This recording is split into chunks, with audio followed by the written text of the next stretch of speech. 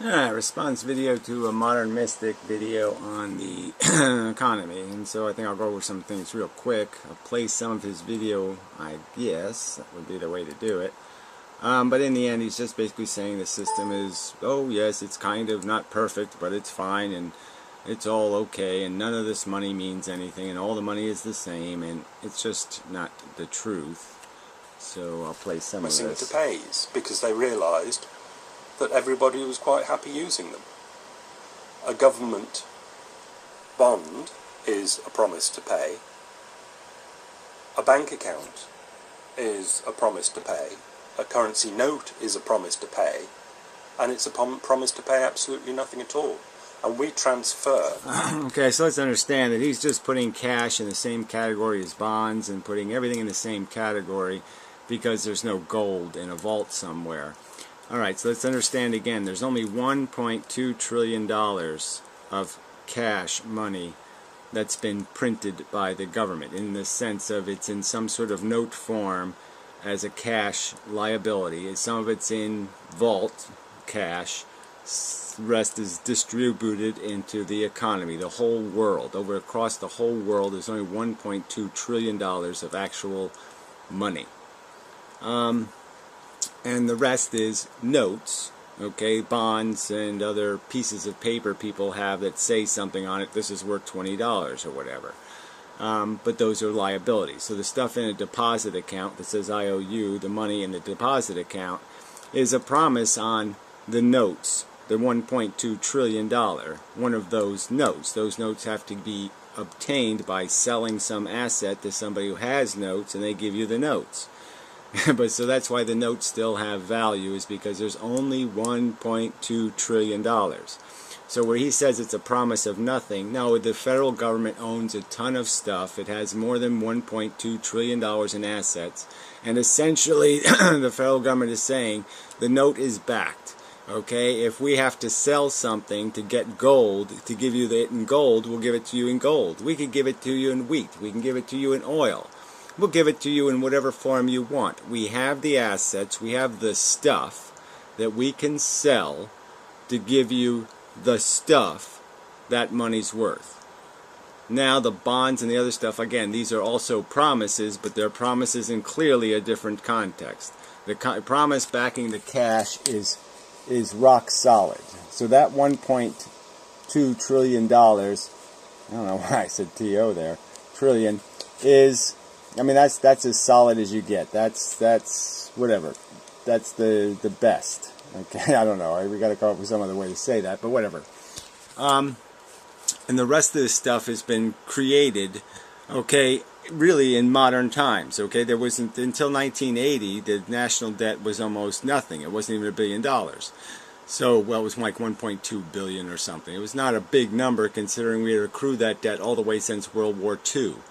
And it wasn't until the 80s that the debt engine started rolling. And the idea was, this is how loopy it is, and he says this is no problem, of course, right, is that you cut taxes, so you have poor man and you got rich man. Alright, so let's do it that way. So this is why there's a crisis. And what do you say to the poor man? Well, you say that we're going to have this social safety net, Social Security and stuff. And what you'll do is you'll give us actual money in advance. We'll take it out of your paycheck. So before you even get to touch it, we're going to take the money, put it in some kind of lockbox or trust fund for paying your Social Security and your expenses. What's the bargain with the rich? Well, the rich is, now let's cut your taxes so you don't have to pay taxes. And what we'll have you do instead is lend us the money. So instead of actually having the money taken from the rich, well, what do? We give them a bond, okay? So this is where bonds are created. And we pay them a premium for accepting a bond instead of them paying us cash. So instead of taxing them directly to get the money to finance government, we sell them a bond, which means we get the cash, but we only get the cash in the sense that we have to pay interest and then we have to pay them all the money back. So they get to make a profit. They get to make an interest profit. So they get to get more money, okay, for not paying their taxes.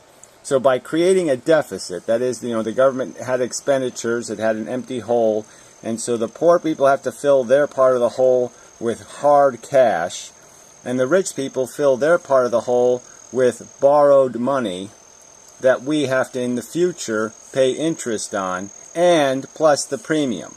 So they get not only to keep their money, but they get profit every year on their money. So instead of losing money every year, they get to make money every year on the tax system. So that's how ludicrous this system is at its foundation. And this guy's going to tell you that this is a sensible way to run a railroad. That you can borrow money every day of every year, pay profit to people who now you're not taxing because you cut their taxes. And so instead of having actual money you put into your fund, you just keep filling it with IOUs. All right? And so now we've got $17 trillion or $18 trillion worth of bond debt. And then now we've got $4 trillion. Oh, good. I need to buy some pens. That's what I need to do. Yeah, I really do need to do that. And we have another $4 trillion in the bank reserve accounts, which essentially is just borrowed money. We've borrowed the money in banker digits. So the banks, we told the banks, go out and buy shit with your fake money. Yes, that's fake money, the banker digits. Go buy some shit with it. Okay, and we'll just keep it on the books that we owe you the money, and we'll just put it in this reserve account, and but you don't get to spend it. Okay, you don't get to use that money. Just use the digits. We just won't hold you responsible if there's a bankruptcy or something. We'll make it okay. So it's just more borrowed. It's just another way of borrowing another $4 trillion. And ironically, what are they doing with that money they're borrowing? They're going to this rich guy, and they're buying that piece of shit bond that we sold them. Because we can't sell them on the market anymore. We have so many bonds on the market that nobody sensible would buy one of these things. On this hope that there's not going to be interest that'll erode its value. Because the real key is when are they going to have to print more of this stuff? If they go above this 1.2 trillion and they start making it 1.3 and then 1.4, and this is what this crazy person who studied the economy thinks they can do. They can go to 1.5 and 1.6 and 1.7. Every month they can incrementally increase the amount of cash in circulation, and that won't create inflation. Well, that's the most direct way you can create inflation. This number, $1.2 trillion, correlates quite exactly to the rate of inflation. So the more you increase that number, the more inflation you will have. And the problem is the government has huge liability. So now it's basically buying its own bonds off the market, paying the rich for them, of course, in more, banker digits. So they give them banker digits made out of this trust fund money to buy the bonds from them, so we can technically hold the bond. But the point is that we bought it off the market because no one would buy it, meaning nobody would want it for the cheap interest we were going to pay on it. So no one's going to take it. No one wants to get 1.2% interest when inflation is easily 2 or 3%, because you're losing money every year guaranteed. And then, we haven't even gotten into the stock market, but the stock market's a whole nother, bubbled game, where that money that didn't buy the bonds, when we give them cash to buy the bonds from some guy, he takes the money and he puts it in the stock market. So most of this $4 trillion just went right into the stock market in the end, and now it's all bubbled and high. And so all the businesses have bought stock in other companies, and so they're still in business, even though they're not making any money. There's a ton of businesses that are technically bankrupt. It's just that they have holdings in other companies, and their holdings in other companies, these stocks, keep going up. So they're making enough money off their portfolio to stay in business. But as soon as the stock market stops increasing, or actually does crash, which it is going to do, they're going to be really bankrupt instead of just on paper bankrupt. And then people are going to be unemployed, and then they're not going to pay taxes, and then there's going to be more deficits. And let's also remember that we have a FDIC insurance on a bunch of garbage deposits. Okay, deposits created by accounts where the government said, here, buy this garbage and we'll FDIC insure this bad stock. So to keep the stock market up, we took a bunch of zombie stock and we basically told people, buy the zombie stock and we'll FDIC insure it, meaning that you can't lose your money. All right, but we don't want that thing going bankrupt. We don't want to declare that stock junk because that means somebody has to actually lose some money. And we don't want any rich people to lose any money.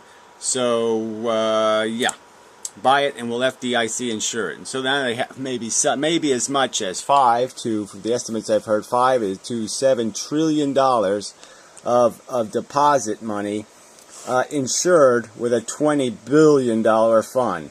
So if you had an insurance company that had a ratio to liabilities to assets of that dismal, you're saying, yeah, all they need is one hurricane and that insurance is out of business. How's that insurance going to pay the bill?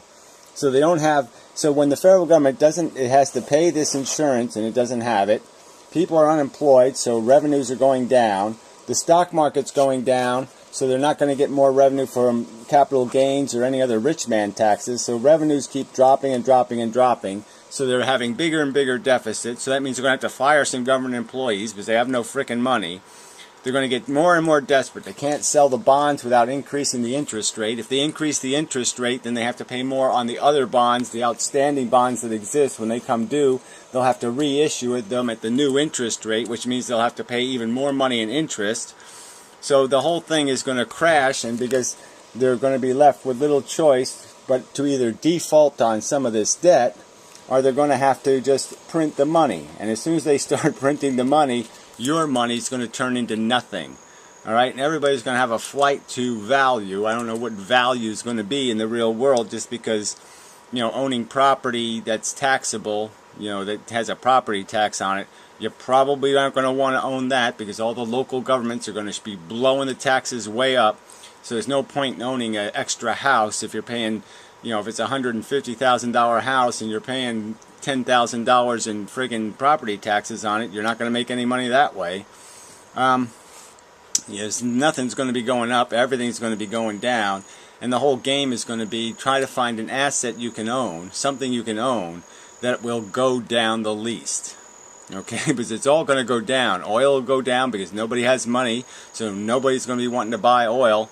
No one's going to be able to afford to buy oil. Food prices can't keep going up because, yeah, we know unemployed people can't pay $10 for a bag of Cheetos, so that's not going to work. So the inflation won't be possible because the economy can't sustain inflation. It's going to shut down even more, which means more unemployment, which means more not paying the bills, which means more having to maybe print the money. And if you print the money, that's inflation, which just makes everybody poorer again. So, but this is all going down, and this delusion this guy has that this is somehow some sustainable system that's gone on for decades after decades. No, this has not been going on for a very long time. Ronald Reagan started this racket of don't pay your taxes, let us pay you a profit instead. Make the rich richer by cutting their taxes in two ways. First, they don't have to pay their taxes, and second, we sell them the IOUs, we sell them the debt that not paying their taxes created. So we lose both ways. While the poor working slob, yeah, it comes out of his paycheck, he never even sees the money. He doesn't get any interest on his money at all. The rich man gets all the interest. That's right. In that system, who's going to get rich? It ain't going to be the poor guy. He's going to get poorer, and the rich is going to get richer. And now the rich are way too rich. We don't have any real industry. The whole economy is funded based on how much trickle down the rich let trickle down. And when the stock market crashes, the rich ain't going to be rich anymore. That means nobody's going to have a job anymore. That means the whole system is going to crash, and you're either going to have hyperinflation or they're going to have to create a new currency. But those are really your only two choices. You either have hyperinflation or you just say, forget it, just write a new currency. Something like that. Well, let me play some more of this crap, and we'll finish up. These promises to pay.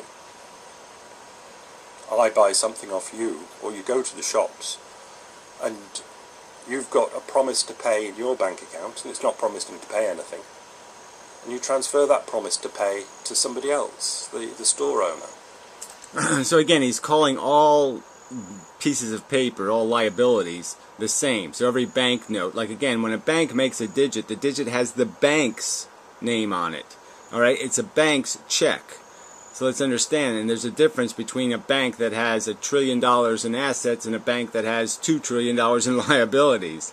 And so that's a truth in itself. But that is a claim on money, and some asset has to be sold to get the cash to pay the person the deposit money. And obviously that's when you have a run, and when everybody has to sell assets to get cash because somebody's demanding cash.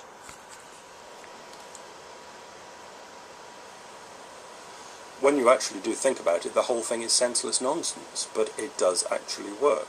And there's no proof that it does actually work. Again, that's just like this saying the human race works, okay? It hasn't been tested very long. 10,000 years with real technology. Less than that, 1,000 years with real technology. So we haven't even tested the human race, but this whole idea that this system works when we've only been doing this for the last 40 years, hardly says it works. And certainly some of these rackets we only started 2 years ago or 3 years ago. The whole idea of putting fucking money that can never be spent in reserve accounts and bank accounts, creating fake bank digits that nobody's accountable to, and the whole idea of having FDIC insurance that's completely underfunded, those aren't ideas that we've been living on for hundreds of years or something. No, that's something they just started doing. A reason it shouldn't work. There's every reason it shouldn't work. It's preposterous amounts of promises that can't be paid by this single generation. The promises are so outrageously heavy that you're talking about maybe even a decade of work for every individual to pay back the money they owe the rich. The poor owe the rich 10 years of labor, technically. If you took all this debt and tried to calculate it out, it basically comes out to 10 years of labor. You can't be worked out. Because there's no... 10 years of labor where you don't get paid. Do you understand? 10 years of labor where you get no salary. Better way of doing things. And you have to really then go into this really, really deeply to find any inherent problems with it. Again, he can't find inherent problems with having people not pay taxes and be paid interest for not paying taxes. They make a profit by not paying their taxes. He doesn't see any problem with that. And there really are none, because the government isn't promising to do anything, to pay anything. Well, again, that's why there's only 1.2 trillion. That's the only thing that's kept the thing viable, is the fact that the government has promised. It's only made a certain amount of cash, and it hasn't allowed the printing presses to push the cash out the door. Because as soon as it does that, yes, then the whole thing crashes, because nobody's going to want anything denominated in a dollar sign. They're going to want the hard asset, and maybe the hard asset will decline in price, but it can't decline to nothing. Where if they start printing this stuff, you can start losing 50% value one year and 50% the next year and 50% the next year, and in the end, after 5 or 6 years, you will have 1 penny for every dollar you had 10 years ago. It can't. It can't screw up, because it hasn't got any gold that it can screw up to. Yeah, the point is it has stuff, and stuff is all the promise needs, okay? And the federal government owns stuff that's worth stuff. It owns land, it owns mines, it owns mineral resources, it owns lots of stuff that's worth real value that can be traded for any commodity you want to trade it for tomorrow. So there's no problem for it to pay $1.2 trillion in money notes. It's got that money. All it's promising is promises, and it can never run out of promises. It can't do too many promises. The world is now firing on banks' promises. And so he thinks that you can just keep promising your way out of this. You just put more fake money in fake accounts, and he's really saying that they should, this 4 trillion, they should make this 400 trillion. They should just keep putting money in reserve accounts, printing fake banknotes. Just tell the banks, go ahead, spend it on anything, give it to anybody. Doesn't matter what you do with it, all right? Because we're never going to pay it back. That's all he's saying, because there's no way to pay it back ever. The government's promises, but they're not promising to do anything or give. They're basically promising that this is financially unsolvable. There'll be no way to collect the money to pay back these debts. So if there's ever a time when everybody wants something real, if they want real value at some point, if there's ever a run on real value, that's right, there isn't going to be any real value, because this is all promises on future labor, and you can't materialize a promise on future labor. View anything. So they can't screw up. Nothing can be demanded out of them. It isn't as though they can Again, what's going to be demanded is cash. And people are going to have to start selling assets to get cash, because people are going to say, I want the cash. I don't want the bond. I don't want the stock. I don't want some other piece of paper that just that's based on nothing. I want something, and they're going to want cash. And if the government starts printing cash, then they're not going to want cash either. And that's going to be when things really start selling. Do it. Because they're not promising to actually front up with anything. All they're doing is giving you something with I promise to pay on it. Well, again, like I said, he's still saying, he's insisting that these bonds are made out of the same promise that this $1.2 trillion is. These bonds that you could print a zillion of them, especially when you're not paying any real interest rate, when you're faking the market, when you're buying your own debt. Yeah, when you're buying your own debt with borrowed money, reserve numbers, that doesn't sound like you can do that and get away with that racket forever.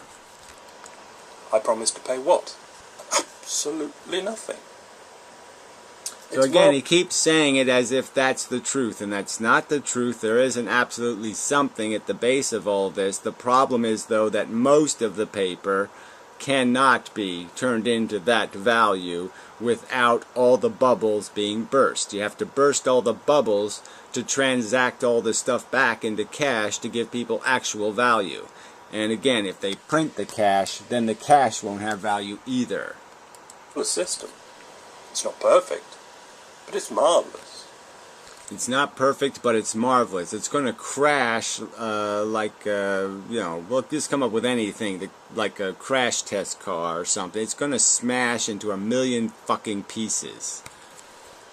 You used to be able to buy a little toy car when I was a kid, and it was all plastic, and it had this fake bumper or switch thing on it. So yeah, you crash it into the wall, and it would basically explode into a million little pieces. And one day we'll go back to the government and its maintaining the accounting norms of 100 years ago, where it does fill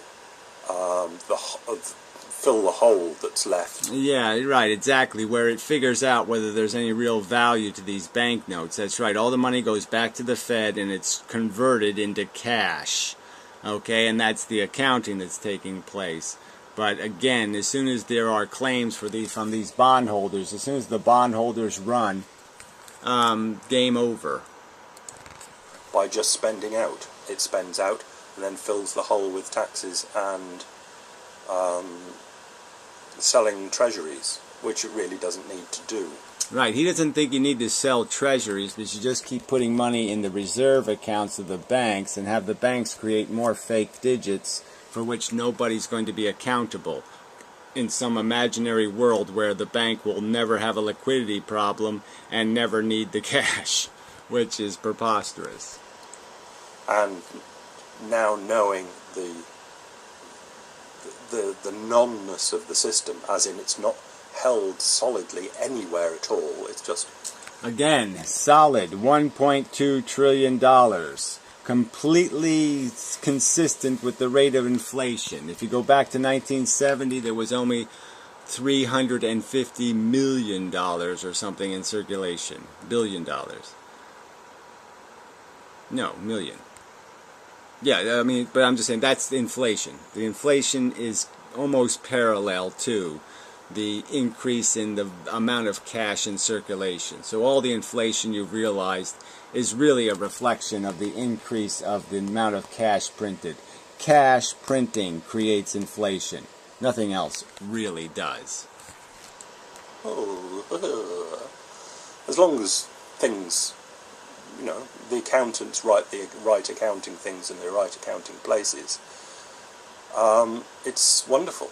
But that's the solidity of... Again, yes, it's wonderful for the rich who get richer. It's not so good for the poor who get poorer. And it's certainly not going to work when you have no functional economy anymore, where everybody is dependent on bubble stock markets that are bubble stock markets, created by fake digits, put in fake accounts to purchase and maintain the price of.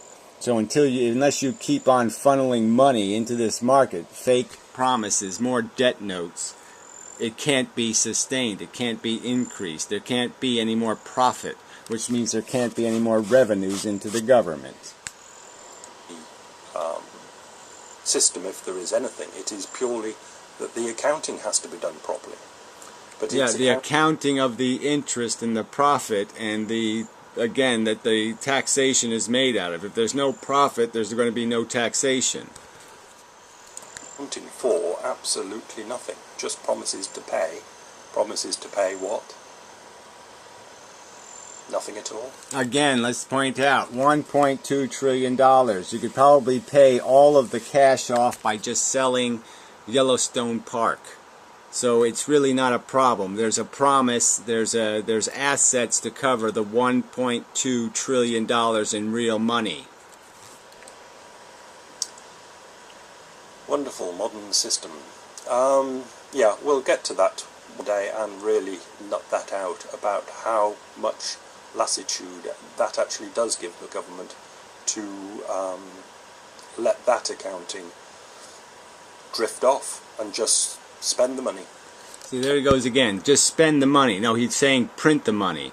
Okay, increase this 1.2 number dramatically. He thinks you can actually do that. You can put the money in reserve accounts and it'll never be spent. Well, no, it's going to get spent. The banks are going to need it. The more digits they make out of this reserve money, the more liabilities they create, and eventually somebody's going to ask for something called real money. And as soon as they ask for that real money, the bank's going to go to the reserve and say, give me the money, because I don't have any frickin' money. I have just a bunch of debt notes you gave me.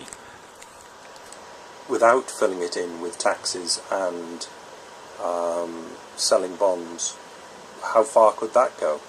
So again, when he says how far can that go, he's saying how far can you increase this $4 trillion that was spent directly to buy equities off of the stock market to increase the value of the stock market and to decrease the value of the bonds. We can't pay interest on the debt. All right, the debt we hold is so expensive that the only way we can maintain paying the bills is to have zero interest rates.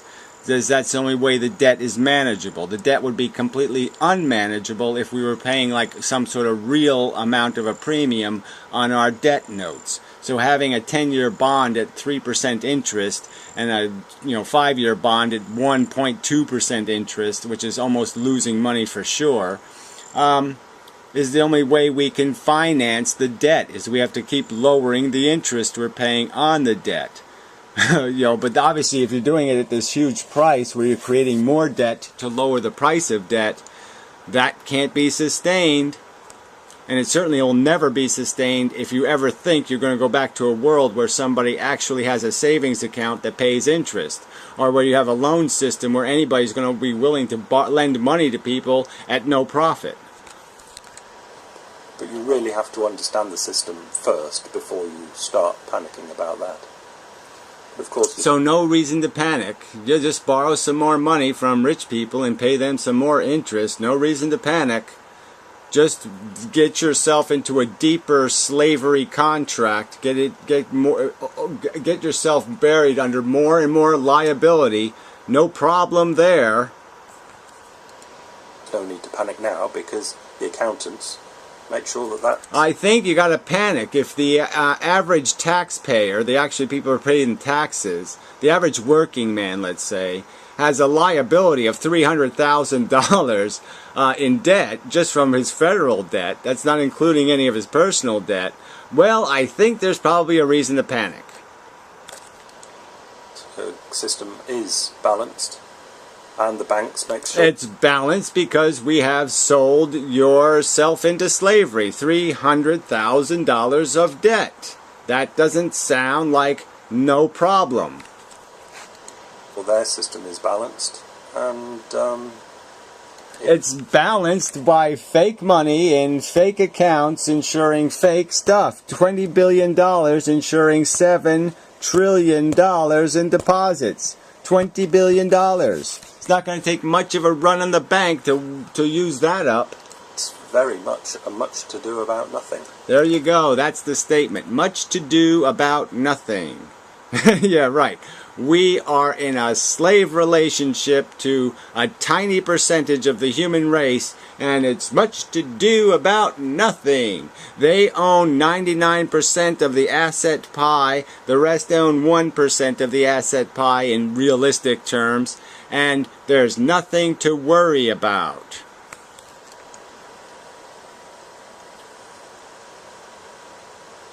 Don't forget the San Diego dogs.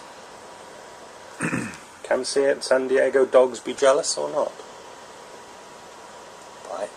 Yeah, like that makes any sense at all. Why don't you just talk in hieroglyphics next? Anyway, yeah, of course dogs can be jealous. I don't even know what the point of that is. I don't have any clue what the hell you're talking about. So yes, be obscure and indirect. That'll just make your incoherent economic babble consistent with your incoherent philosophical babble. So bravo. So anyway, enough said.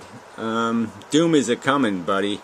You know, it's all going down, and it's going to go down ugly and hard. Yeah. And I'll say, I told you so.